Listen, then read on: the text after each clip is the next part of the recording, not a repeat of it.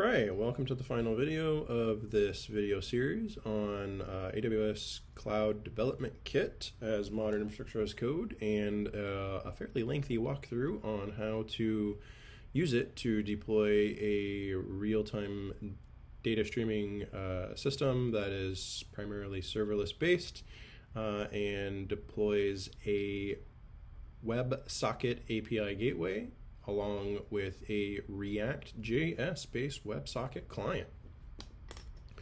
So if you were to clone this repo from the link provided below in the description of this video, the first thing you're going to want to do, and I will go ahead and nuke my node modules just so that we can see this in real time, and I will nuke this other directory because you won't have that when you download it, when you clone this from the repo linked below. So you will first do a yarn, and that will go out and it will install all of the dependencies specified, specified in the package.json, which you can see there are a number of them. So next thing you're going to want to do is you're going to want to run a yarn build to compile the Typescript down to JavaScript. So run yarn build. We can see yarn build simply just executes the Typescript compiler. Next is what you'll do is you'll create, you'll need to compile the React.js code as well. So the React app lives inside of the lib directory and then inside of the dashboard app. So if I change directories down here into lib and then dashboard app, then I can run an npm install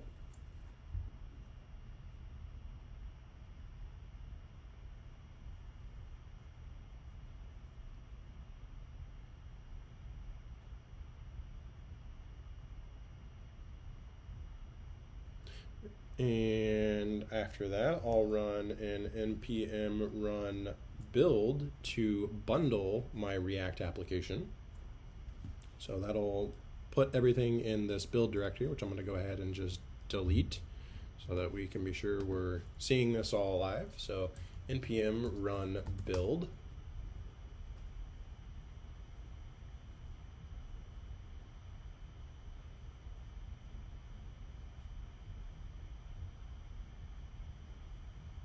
All right, so we can see my build directory has been recreated and everything in my React app has been bundled and put in there. And then two more steps to do. Back up in the project root. So if I go back up two directories, and that puts me in the same directory as my bin directory and my lib directory and my CDK JSON file, I'll do a yarn synth. And so if I look at my package.json, yarn synth simply uses the CDK CLI and calls synth on it. And so that's going to generate all these different stacks as CloudFormation stacks, which is what we can see being done here. And so now in my CDK out directory, we can see that I have a directory for each stack, as well as my Lambda functions bundled up. Last but not least is to run a yarn deploy.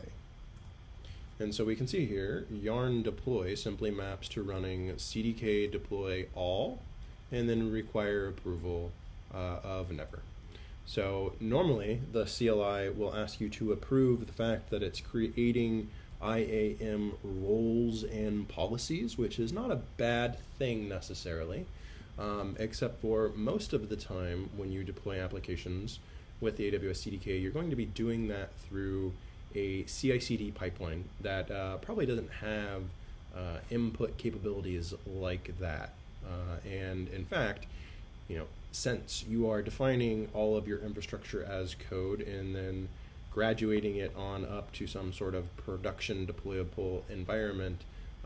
It's probably pretty well assumed that what you're deploying you really want to, and you don't need an approval step on.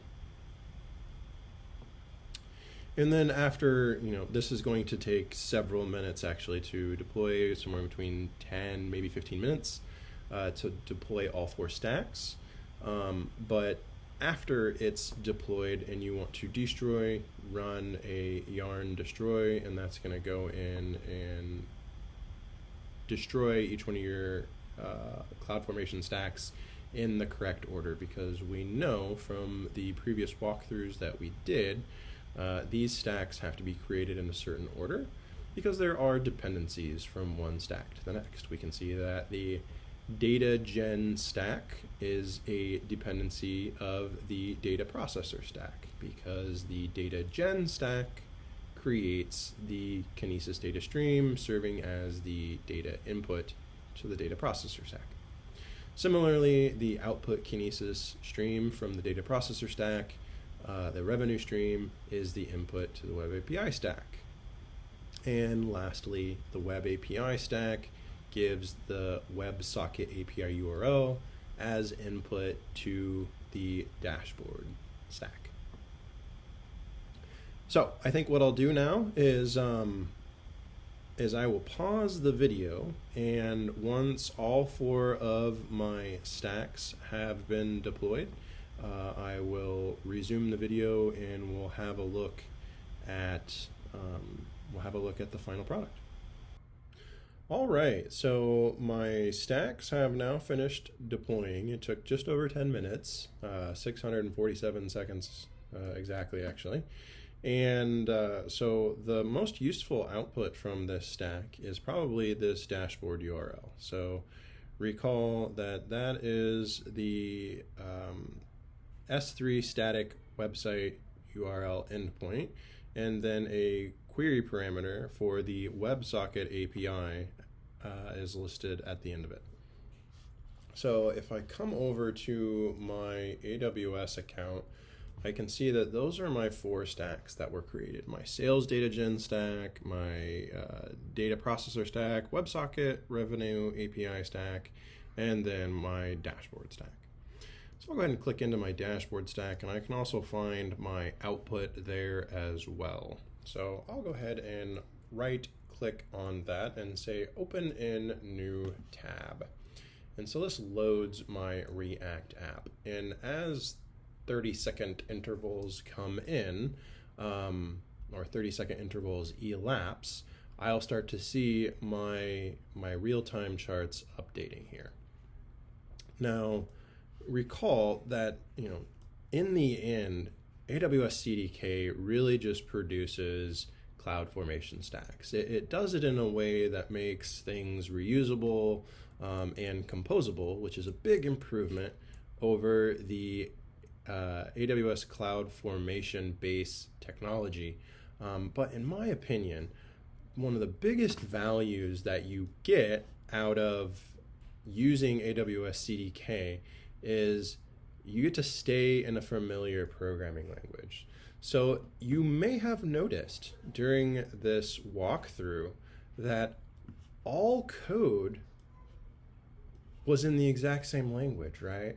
So from the back-end development to the front-end development, as well as the infrastructure as code provisioning, I never left the comfort of one programming language. Everything was written in Typescript.